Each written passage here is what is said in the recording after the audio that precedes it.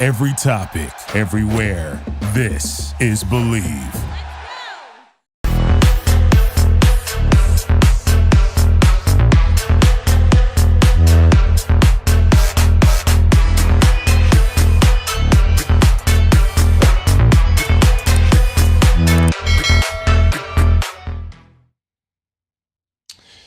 Hello and good evening, everybody. This is the Coach Shannon Griffith here on the Hoosier Football Tailgate on the Believe Network. Exciting day for Indiana as they finally found their new head football coach out at James Madison, Curt Cignetti. 13 years as a head football coach and 13 winning seasons. Right now, you have to say this was a very good hire by Scott Dolson and his squad of people that are around him in the search firms and things of that magnitude. And they settled on Coach Cignetti yesterday evening as there was quite a buzz on X about plane flights and things of that magnitude here and there. But I want to thank you for joining us here this evening. Just a quick reminder, big thanks to Bet Online for their sponsorship of the Hoosier Football Tailgate here on Believe. Remember, Bet Online is your number one sports source for all things sports wagering, NFL, college football, basketball, as well as NHL hockey. Up-to-date stats, sports wagering information, you name it, they've got it for all of your sports wagering needs. Bet Online is where the game starts. Well, we're going to get kicked off quickly here this evening as going to bring on here Dylan Sin from the Fort Wayne Journal-Gazette as we sit and talk about this hire this evening. And Dylan, appreciate you joining us here tonight. And quite a day for Bloomington, Indiana, and the Hoosiers signing and getting what appears to be their number one choice in Curt Cignetti. Yeah, I think you said it. I do think that they got their guy. I know that he was they kicked the tires and a couple other coaches along the way, but I don't think they could have done a whole lot better than this. I think this is about as good as it was going to get for IU in this cycle. And I do think that it's pretty – I think it's notable. I haven't seen a lot of people talk about this, but it's notable that Duke is also in the market, and he would have that would have been a pretty obvious hire for Duke to go make. And IU made it first, and I think that matters. I think those two schools are kind of in a very similar position in terms of their positioning as basketball-first schools that are now really trying to get better at football. They're trying to take football seriously. And IU went and got a coach that I think would have made made a very good hire at Duke. So I think it's a good day for Indiana. I think Scott Dolson got his man.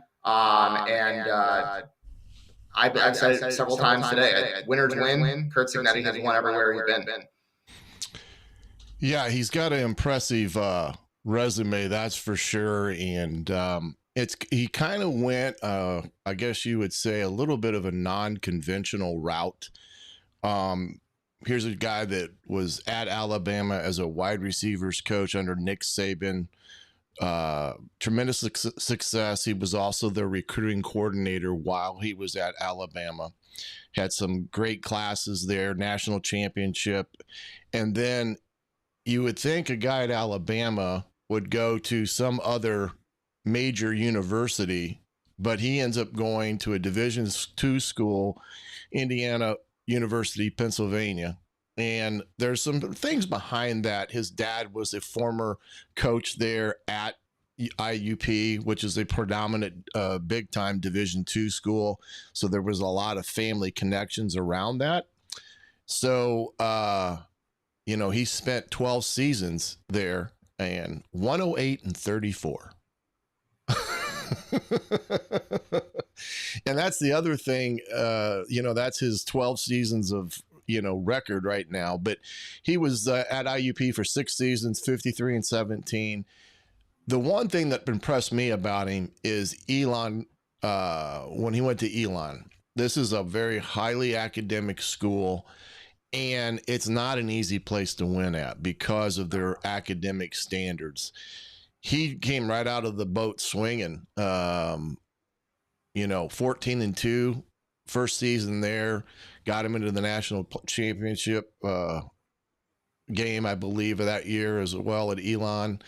No, I'm sorry. I take that back. He was only at Elon for 2 years.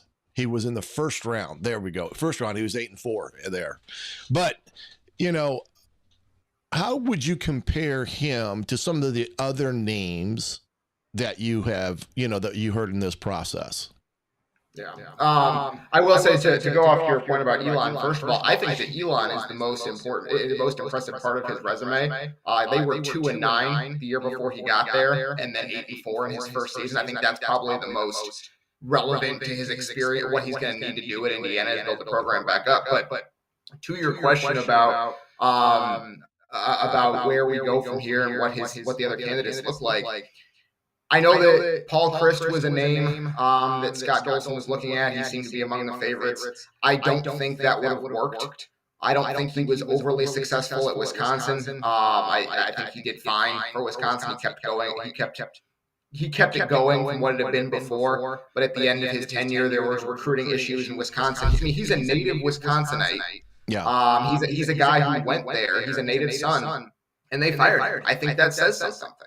And there were serious NIL issues there that he didn't seem to want to move the program into the 2020s. And they got rid of him. And I don't think that Indiana needed to go do that. I think there were better candidates out there, as IU proved. I think that I like Jason Candle at Toledo. I think he's done a good job at Toledo. But the thing with Toledo is, and apparently IU was looking at him too, and you would with a coach who's 11-1. It's the same thing as James Madison. But at Toledo, they're in the MAC. And Toledo is generally considered the highest level program in the MAC. It's the easiest program to recruit to. You're supposed to win at Toledo, right? And he won at Toledo. Don't get me wrong. Jason Campbell's a good coach. He's done what you're supposed to do there. But that's a place you're supposed to win. That doesn't give you the mindset that you need at Indiana, which is we're not supposed to win. We have to do something different and unique in order to get it done here. And I think that Cignetti has done that during his career, especially, like I said, at Elon, which is not an easy place to win. And especially with James Madison when they moved up to FBS, right? So I do think that of those three finalists that we heard of, I think Cignetti is the best name on that list. And I think that IU made the right decision. You know, the interesting thing about Chryst was his record at Pittsburgh, quite frankly, wasn't as good as the people that he took over from, Wannstedt, and I'm not quite sure who was there as well. So it wasn't as good as Narduzzi's either. Yeah, like Narduzzi followed him and immediately did better. Yeah, and that's one thing that, you know, when that was brought up as a quote unquote of a kind of a strike, I was kind of like, wait a minute, he had to do something well to get the Wisconsin job, but he really didn't. And he was kind of the coach in waiting per se, and he went away to do that instead of waiting around for that to happen there at Wisconsin in that regard. You know, the other thing, you know, I agree with you, Jason Candle. You know, I think what happens with Toledo is they see what Campbell has done out at Iowa State, and him being a former Toledo head coach, there's the track record. He went from there to an Iowa State and took a doormat in the Big 12 and made them relevant again. And I think that's what gets the attraction with, people at that are the head coach of Toledo. And not to slight Jason Candle, because he does have a tremendous background and record, I'm not quite sure that was going to be a good fit either from a personality standpoint. But the one thing I like too about this hire, you know, and I think this goes back to Scott Dolson has been doing a tremendous amount of research, from what I'm hearing, about prominent basketball schools that haven't had equal success with football. And he has been studying that, you know, studying the different things that either, you know, IU is similar in or drastically behind in. And one of those schools, you know, is Kansas. And if you look at Lance Leipold and his track record, you know, he got that job from being out of mid-major like the MAC. And again, he had won every place he'd went. Wisconsin Whitewater. Then he went to Buffalo, turned them around, got them into a prominent era in the Mid-American Conference, and now he goes to Kansas, and he's winning there. After I think this year they were 8-4, 8-4, something. 8-4. Yeah. Yeah. So if you look at Cignetti's background, it kind of matches that. That track record of going somewhere, maybe not all that big, and winning. And doing winning with what you have. And I just wonder what your thoughts on that as a possible blueprint that Scott Dawson came up with for this search, particularly because I think this is something that he's probably been working on for quite some time. Yeah, I think you're exactly right. I think that the Kansas model is what IU needs to follow.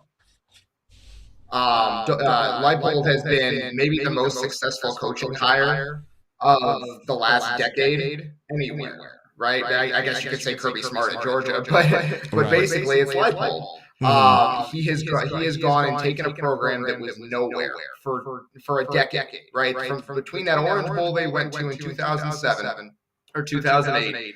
And when he was hired in 2021, they did essentially nothing. And they went 2-10 his first year, 6-6 his second year, and 8-4 now. And he has them rolling. And it seems like he's really building something there. And I think you can do something similar in Indiana. I know the Big Ten is a more difficult place to win than the Big 12. But it's the same template that you should be following, which is you find a coach who's won everywhere, and you give him the resources to try to go do it here in a way that hasn't been done before. And I think Indiana is giving him those resources, and they've got the coach in place to do it. And I think that's the model that Dawson's trying to follow. Yeah, I think in a lot of ways he's done a lot of due diligence on his part of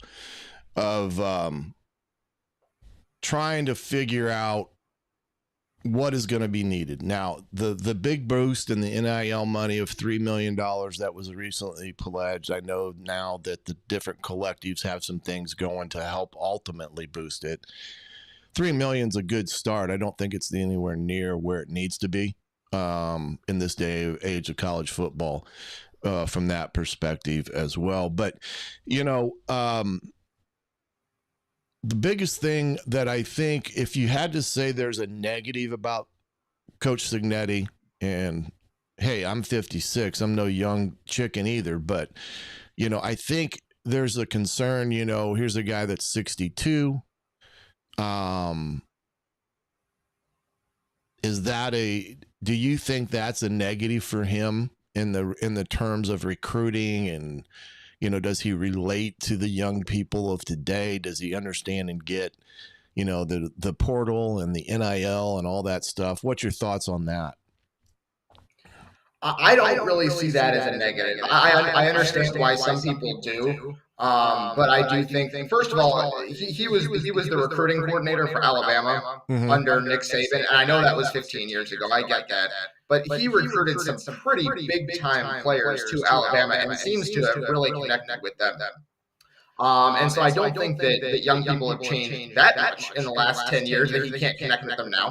I do think that it's a positive. You could spin it as a positive in that this is probably his last coaching job, right? He has said he wants to coach till he's 75. He said that in the middle of this year. But what you could say is that if you hire a younger coach at Indiana and he has success, he might be gone to a bigger job in 4 years. I don't think that's going to be the case with Curt Cignetti. I do think this is kind of his last stop if all goes well. And I think that could be spun as a positive. He can build this thing and then retire and say, I've won everywhere I've been. I did it everywhere. I did what I came here to do, and hand it off to someone. And I think that's probably the best case scenario for IU going forward, is to have this really work and then go out there and basically have some kind of handoff in 5 to 8 years. Right. And I think that you could spin that as a positive with his age. Now, the one negative that I will say, and I think that you could make this case, is that Curt Cignetti's predecessor at James Madison, his name was Mike Houston. He did very, very well at James Madison, about as well at FCS as Curt Cignetti did. He got a head coaching job at East Carolina on the strength of that, and it hasn't gone particularly well there. He had a couple bowl seasons at East Carolina, but they went 2-10 this year, and he is on the hot seat. The difference, I would say, is that he doesn't have the added bonus on his resume. Houston does not, of having shepherded James Madison from FCS to FBS. And also, Indiana has money. The East Carolina does not. East Carolina is struggling financially right now, and Indiana has money in a way they don't, even compared to the rest of the Big Ten. So I think that that is a negative that people are going to point out. Like, look at what the last guy from James Madison who got a job did. But I think you can spin that too and kind of explain that away if you're so inclined. Yeah, it's interesting. Mike Houston may need to have his head examined, because I'm not sure why he would have left James Madison for East Carolina. But again, at that time, JMU was a 1AA powerhouse, and he wanted to be at a, Division I total 85 scholarship school. So he made that jump and, went ahead and did that. But you're right, he has not had the success moving forward that he had there at James Madison. And the one thing that you could say about Cignetti at JMU, maybe a negative, but I doubt in today's world of portal and transfers and all this stuff, he essentially came in and won with Mike Houston's roster. 2019, that's the year they went 14-2, 8-0 in the CAA and got to the national championship game. And then you could maybe argue that this year, or the 2022 season, may have been his first true identity of his roster. They were 8-3, 6-2 in the Sun Belt East. So sometimes, you get to a place where the cupboard is not bare, and James Madison would fit that bill. And now you're going to a place where the cupboard may be really bare with the number of talented players that have entered the portal. I tell people this all, that there's two things here that, hey, there's no question they made a good hire, in my opinion. I don't necessarily think the field of candidates out there in some respects were like the, oh my God, hires. There wasn't a lot of flash, so to speak. But IU, I do believe, got the right person for them to come in and lead this program with what he's got. But so you got to give a guy a chance, and he's not going to win, the Big Ten conference tomorrow at the press conference. That's not going to happen. So you got to give him some time to get in there and get to work. And then the second thing with the portal and the number of kids that are in it for IU, which I think is probably up to like 13, if I'm not mistaken. But kids do that all the time, especially the ones that had great years, because they weren't trying to cash in. I mean, I hate to say that, but that's the truth now. But what's your thoughts, Dylan, on Cignetti being able to recruit some of those kids back into the fray? Like Donovan McCauley would be one of them that would come to mind after the year that he's had, and now he's off in the portal.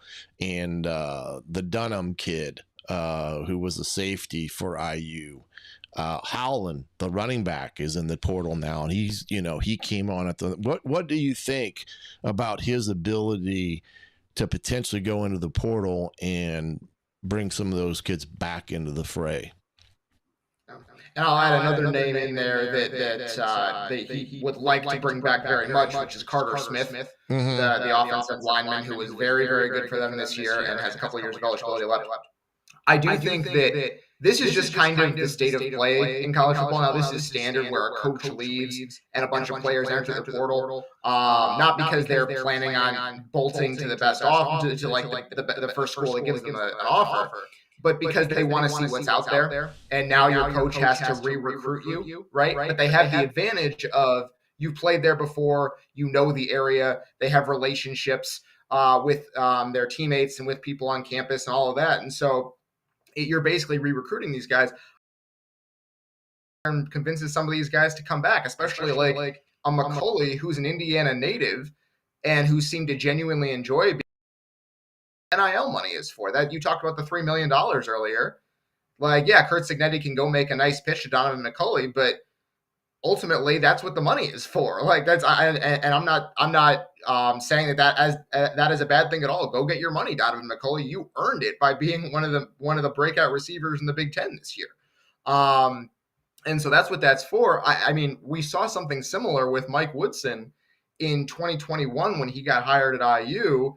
Half of the roster went in the portal before he got the job, and he was able to convince the most important players to come back. Trace Jackson Davis never went in the portal, but he said straight out he was planning on going to the NBA, and Mike Woodson convinced him to come back. Race Thompson was in the portal. Mike Woodson convinced him to come back. That's just these guys go in the portal not because they're planning on bolting, but because they want to see what's out there. And some of them are going to leave because they get better offers or because they see something that they think would be better, and that's fine. But if you can get Sorsby or McCulley or Carter Smith or Trent Howland, you get some of these guys back, and then you add through the portal yourself, you're feeling pretty good about where your roster is going to next year, because this cupboard, you talk about the cupboard being bare, the cupboard is not bare at Indiana. It's just not. That was what put this over the edge for me, where I thought that Indiana needed to move on from Tom Allen, was because this is not a 3-9 roster. There was talent on this football team. And credit to Coach Allen for putting that talent together. He did a good job in the portal the last couple of years. He found guys that fit and did a good job with that. And so he left a cupboard that is less bare than I think people realize. And so if Curt Cignetti can go out there and get some of those key players back and make some of his own additions in the portal, maybe some James Madison guys, I think you might have a chance to see some significant progress in year one. I don't think this is going to be like a Lance Leipold situation at Kansas where you go 2-10 in your first year. At least it shouldn't be, right? The schedule next year is relatively manageable. So at least as manageable as it's ever going to be in the 18-team Big Ten. So these next couple of weeks and months are going to be crucial, obviously, as they are every offseason now. But I don't think it's one of those things where he has nothing to come into and he's just going to have to build completely from the bottom up. I think there's talent here. Yeah, absolutely. I would agree wholeheartedly with that if some of these kids can come back. Interesting thing, if you guys are interested in looking up kids that are in the portal, on3.com is probably the best source to go to, because not only they list the kids that are in the portal, you get an idea of what their NIL evaluation is as they attach a price tag. So for instance, Donovan McCulley's NIL valuation is $280,000. Carter Smith, the one that you just mentioned, his is $253,000.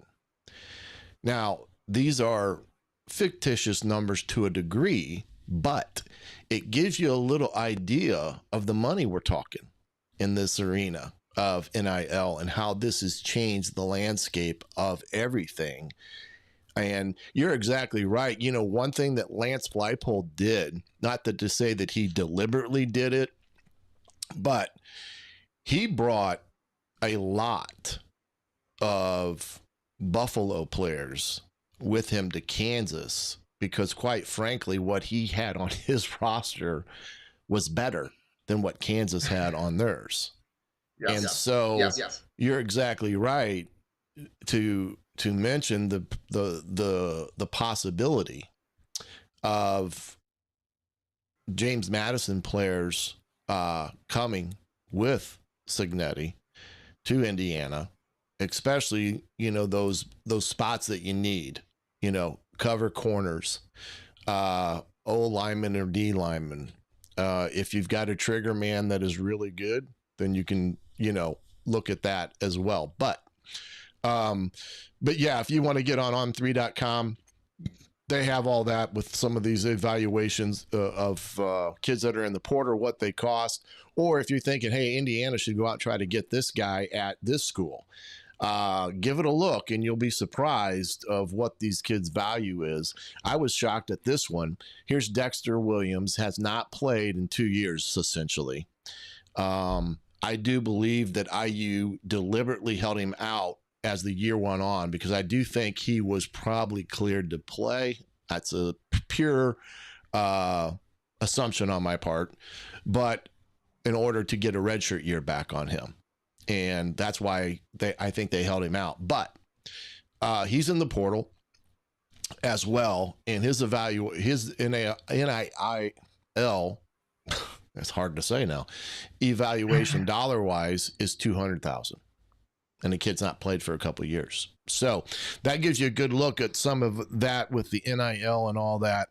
Let's talk coaching staff potential with Coach Cignetti and what he may or may not bring to Bloomington. One thing that I will clue you in on, there is a coach at James Madison that I gave his first coaching job to at Manchester University. He played linebacker at Ball State. Bryant Haynes is the young kid's name. He's the Duke's defensive coordinator and done a tremendous job. He was a GA at IU under Kevin Wilson, and he went there when my son was there. He owes me a lot, so I'm really trying to lay this on thick. But he's had a very good coaching career, tremendous coach, very smart kid. He was a heck of a football player at Ball State. I think he was a all-MAC player and such. But in this day and age, you get this type of move where a guy goes from James Madison to Indiana. What do you think about staffing, Dylan, that potential that he may bring or not bring from James Madison? Because sometimes ADs say, hey, you can bring X, but you have to go out and bring in somebody else that has Big Ten experience or major Division I experience. What's your thoughts on the coaching staff at JMU? I think first of all, your guy Bryant there has done a fantastic job this year. Taught him everything he knows. That's right. That James Madison defense is nasty. It is really, really good. I think he should be a candidate for the IU defensive coordinator job. I do think that Cignetti is an experienced enough coach, and he's done this long enough that I don't think IU needed to put restrictions on who he can bring in with him. I think that they can leave that up to his judgment. I wouldn't be surprised if he brought some guys with him from James Madison, because obviously they have a rolling there. I do think that there are a couple of guys who are who could be really exciting offensive coordinator hires that I think would consider it. I think the top of that list has to be Jamarcus Shepard, the obviously Northrop guy, who is currently the passing game coordinator at Washington, where he's leading one of the best passing offenses in the country out there. I think he would be a fantastic offensive coordinator hire for Indiana. He knows the area, having been a receivers coach at Purdue. He's an ace recruiter.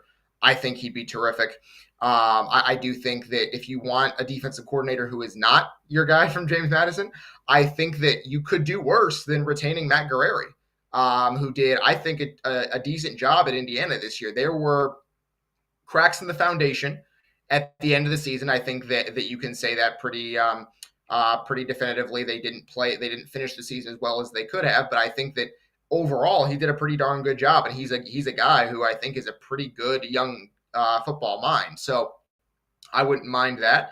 I do think that you could go get maybe Brennan Marion from UNLV, the offensive coordinator there. He might get head coaching offers, but if he hasn't gotten one yet, maybe you could go get him as an offensive coordinator, that kind of thing. So there are guys you can go get. I do think that Cignetti is probably going to bring some members of his staff from JMU. That's just kind of how these things work. There might be a couple of guys at JMU who are offered promotions to stay. They might try to hire from within because they do have it rolling there. So maybe one of those offensive or defensive coordinators there is going to get the head job. I don't have any special intelligence on that, but that's often the case in situations like this. But yeah, there's especially, and again, we talk about, that's what the money's for. Indiana paid $15.5 million to Tom Allen in order to prove they're serious about football, and serious football teams give a head coach the money to go out and get quality assistants. And so I think that probably Curt Cignetti would not have taken this job, or at least I don't think he would have, because he seemed pretty happy at James Madison.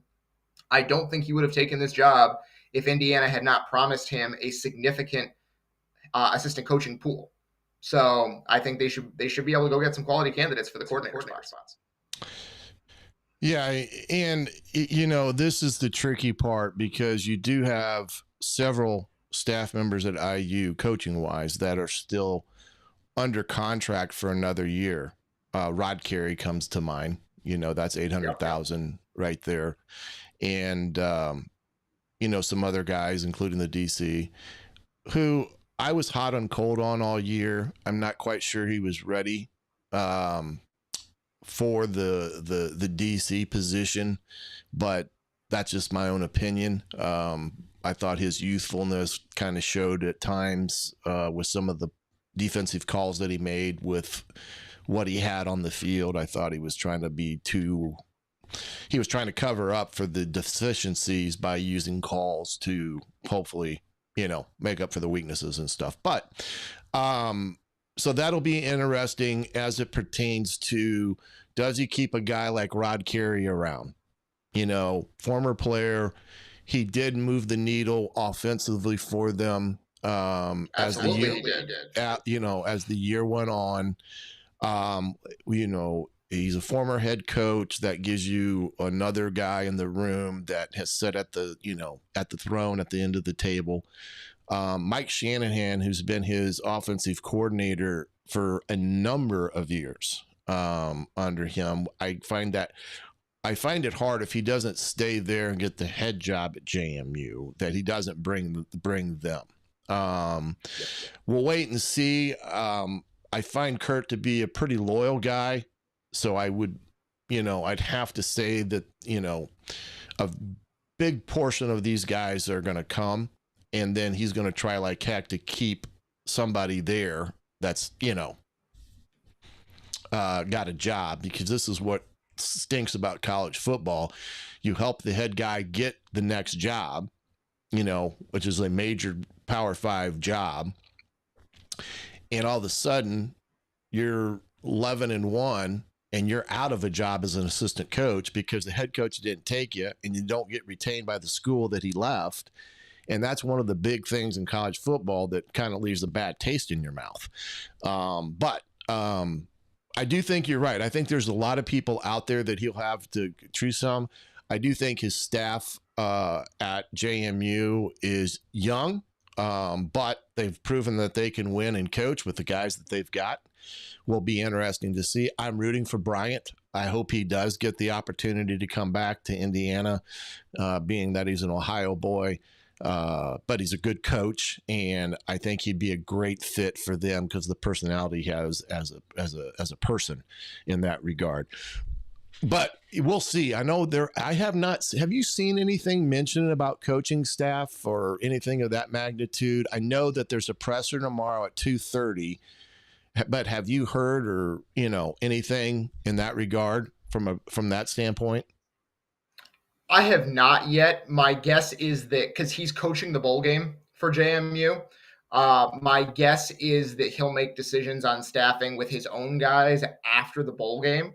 And I'm sure he'll be doing interviews with other candidates during kind of the bowl prep. That's kind of going to be one of the difficult things for him, is that he's going to have to be juggling portal recruiting, bowl prep, and staff interviews over the next month or so. It's going to be a tough month for him. It's going to be a lot going on, but he wanted to stay and finish out the season with his team. And I think that'll go a pretty long way toward maybe getting some of those guys to come with him those players. I think that it matters to them that he stays with them, and maybe that might make it more likely that they want to go with him because he's showing loyalty to them. Maybe they'll show loyalty to him, that kind of thing. And so I do think that that's an important part of this. But I think that a lot of those decisions on his own staff will probably come later in December, would be my guess. Well, and I do acknowledge Scott Dolson for allowing this to occur. I think it's important in that regard to allow him to finish up his season there at JMU with those kids and that staff. And this is why I get into why he may keep somebody at IU, just for the reason that you said, though. When he's in Harrisburg, Virginia, there's at least somebody that's attending to the ship up in Bloomington. And whether that's because he's retained a guy or two, or some guys on the staff at JMU he sends up now for them to be around and get things going, is another possibility as well, because they can always add their GAs into full coaching positions or whatever. But a couple more questions here, Dylan. I just like you so much that I just want to talk to you all night. How about that? What do you think is Curt Cignetti's biggest hurdle or obstacle that he must address now? No, I mean, that's a good question, right? Like there were pretty significant deficiencies on this IU team by the end of the season. I do think that the biggest issue that I think he needs to address immediately is the offensive line. Right now, they've lost all 5 starters from the offensive line from last year. 4 of them are in the portal. Mike Kadick has headed to the NFL. So I think that needs to be a priority in the portal, is to get as many of those 4 other starters back as you can. Smith is obviously the best one of those in terms of just potential. But there's Matt Bedford is a captain, right? Khalil Benson is a veteran. So I think that is a huge priority. I think retaining offensive line coach Bob Bostad is a huge priority. He did a terrific job with that line this year, taking it from basically one of the worst offensive lines in all of Power 5 in 2022 to pretty average in 2023. That is a huge jump up in quality in one offseason. I think it would be a mistake for him to let Bob Bostad walk out of that building without a fight. And so I think that is kind of just the personnel and the coaching on the line, I think, is where he needs to start in terms of priorities right at the beginning. It's interesting because the offensive line coach at JMU is a gentleman by Damon. I think it's Roberleski. Really good offensive line coach as well. He was at Rutgers, I believe, in 2012. So, yeah, he was at Rutgers there for a little bit. So he has some familiarity with the Big Ten. And he was with him at Elon, and then, of course, with him there at JMU. So that'll be an interesting dynamic there, because I'm with you. You got Bobstead, who's, I think, handprint with the offensive line that he had to work with. It showed his ability as an offensive line coach as the year went on, as it pertained to running the football, more importantly, because of what they were able to do. I thought that was the good thing. But he's also got a pretty good offensive line coach also out in James Madison. So that dynamic makes it really big decision as it pertains to that one as well. I think the other thing on top of that is, can Curt Cignetti formulate a relationship with in-state coaches? I know that, Tom Allen was a Indiana high school football coach. He had a great appreciation for those coaches in Indiana, but he really didn't recruit Indiana over that much.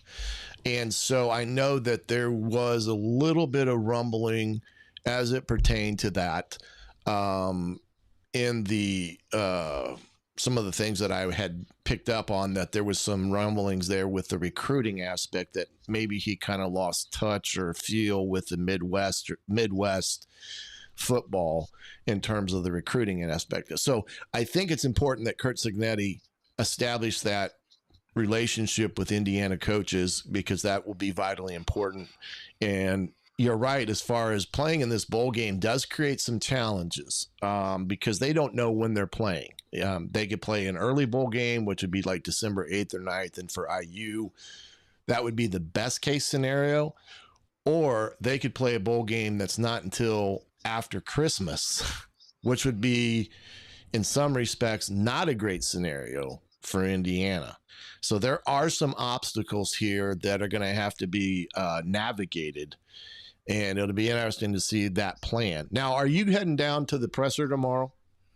I am, yes. I'll be there for the presser, and then obviously I think they set this up on purpose. There is a basketball game tomorrow night that I will be at as well.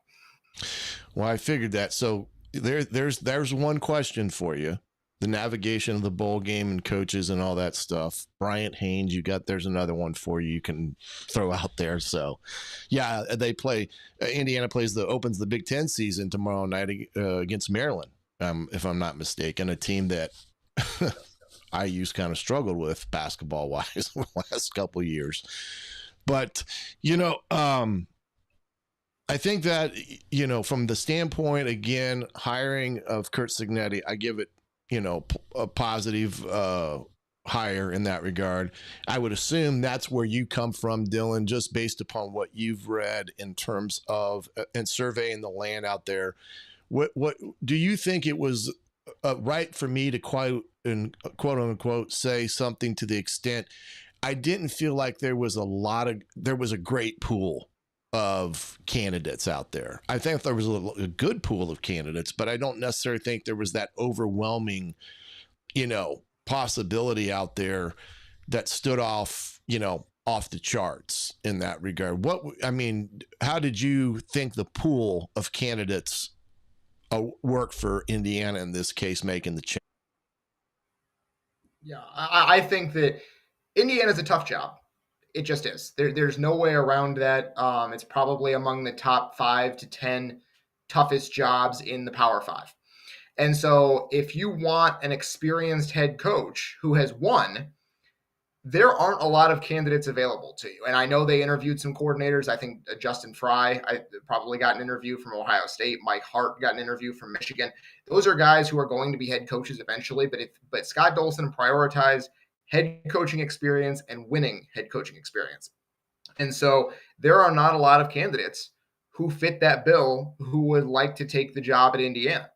I think of the few that do fit that bill, I think Indiana got maybe the best.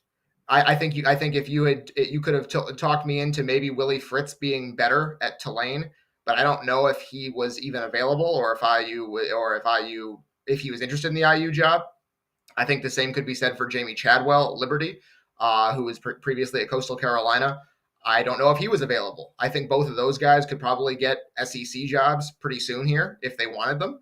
And so there's a chance that both of them passed on this. I think I wouldn't be surprised if IU reached out to either of them. But other than those two guys, I cannot think of a better candidate that fits IU's criteria, which was winning head coaching experience. So I think he's no worse than the third best you could have done, and I don't know if the first two were even plausible. Yeah, no question. And that's he got to Cignetti. I don't think it was on anybody's radar. I think there was a lot like Dan Mullen as a potential candidate, but he kind of came out right away and said, not going. And probably because of what you had said. But hey, man, I really appreciate you jumping on here with me this evening and kind of spitballing all this. I know that there's a lot to be discussed on top of not just the hiring of Coach Cignetti, but as well as the support staff, the other coaches, who's going to be the head strength coach, all those things that hopefully tomorrow you'll get some guidance and some answers to. But I really appreciate you coming on, Dylan, and have safe travels down to Bloomington tomorrow. Absolutely. I had fun being on. All right, buddy. We'll see you. That's Dylan Sin from the Journal-Gazette here in Fort Wayne, Indiana. And really appreciate him jumping on here this evening and giving us his insights into this hiring of Curt Cignetti as the head football coach for the Indiana Hoosiers. 13 seasons overall, 13 winning seasons as well at those 13 places coming to IU. And I wanted to show you what I was referencing earlier about the portal stuff that you can get to very easily. Here it is. It's on3.com. As you can see, all the different names that are Indiana players that are in the portal right now. Lewis Moore is another one that came on today. But you can see that there are quite a few in there. And hopefully Coach Cignetti can bring some of these guys back in the fold. You know, I would prioritize Donovan McCauley and Trent Holland as Carter Smith, but you can see there are some guys in there that I think that would be very beneficial for Coach Cignetti to retain moving forward with the Indiana Hoosiers in hopes of keeping as many guys from this roster intact. And I agree with Dylan Sin that IU had a better roster than a 3-9 record. And hopefully that will be something that Coach Cignetti can build upon, not only with the transfer portal, but with 4-year type of kids that are coming out of high school. I do think sometimes that the portal, in some respects, it's good to make quick fixes.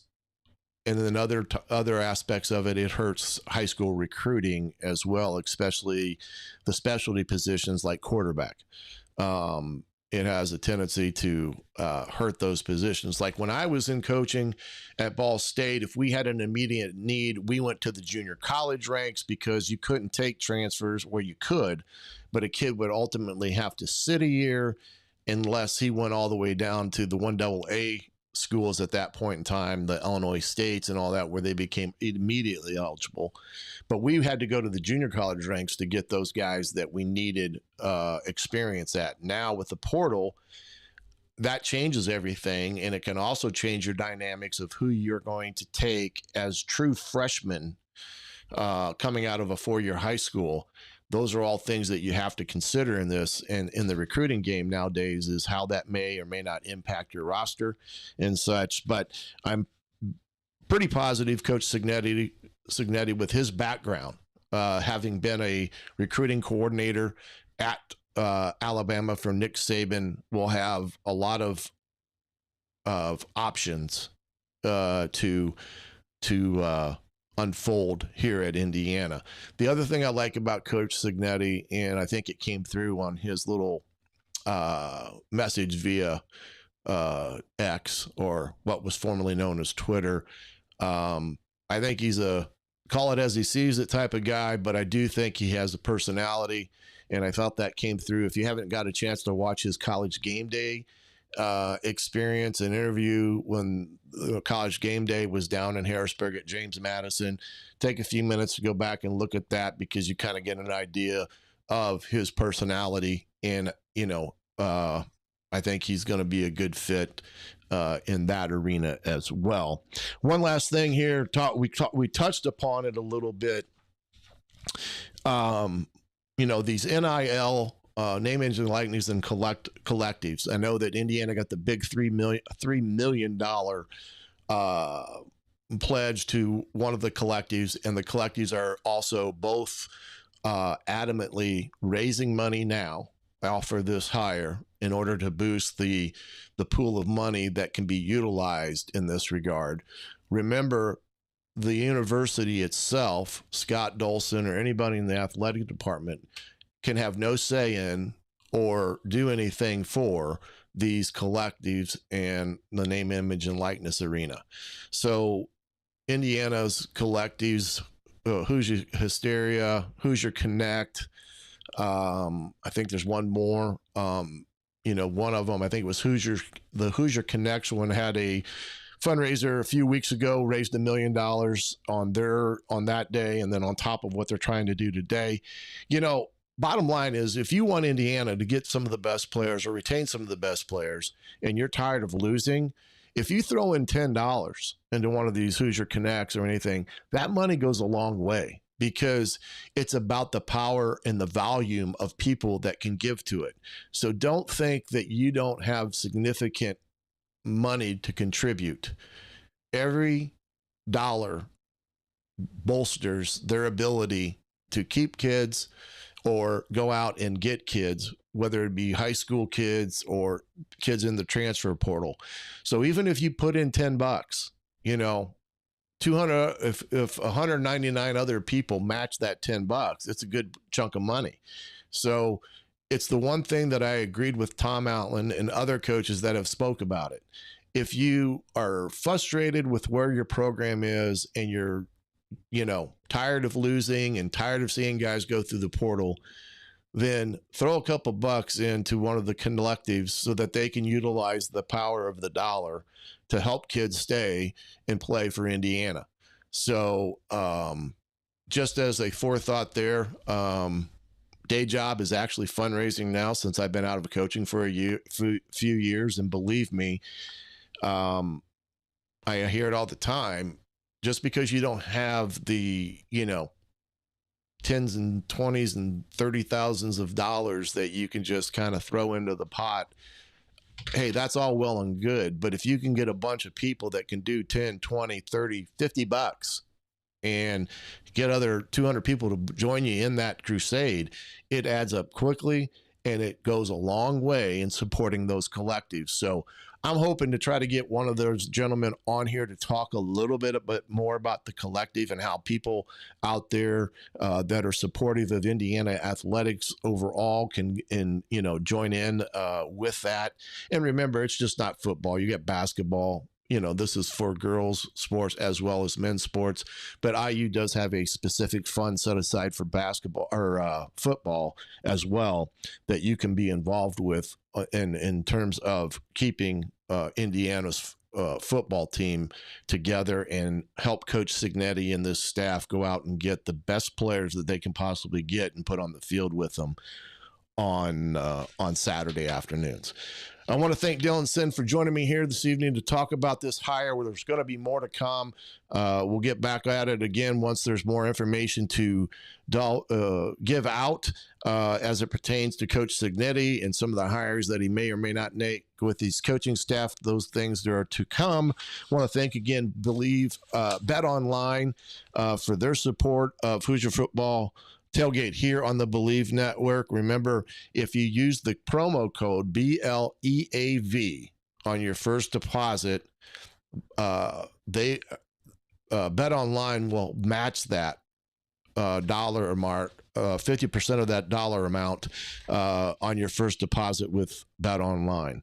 So just remember that and thank them for their sponsorship. Remember, if you could head over to YouTube, like, comment, subscribe, greatly appreciated, especially on YouTube, Facebook, and then on Twitter at Hoosier Tailgate. And my personal Twitter handle or X handle is at Coach Griff 55. Give us a follow to keep up to date on all things Indiana football. And then, as if you're wanting to listen just to the voice podcast of all this, head over to Apple and Spotify. We're on all the different platforms, but if you go over to Apple and Spotify, give us a rating and suggestions. Greatly appreciate that. But again, thanks to Dylan Sin for joining us. Again, remember, the Indiana Hoosiers have hired Curt Cignetti, the head football coach from Jane Madison, to be the new head football coach at Indiana. A full press conference is going to happen tomorrow afternoon in Bloomington. I do believe that is set for 2:30. But until then, I'm the coach, Shannon Griffith. This has been the Hoosier Football Tailgate right here on the Believe Network. Have a great day.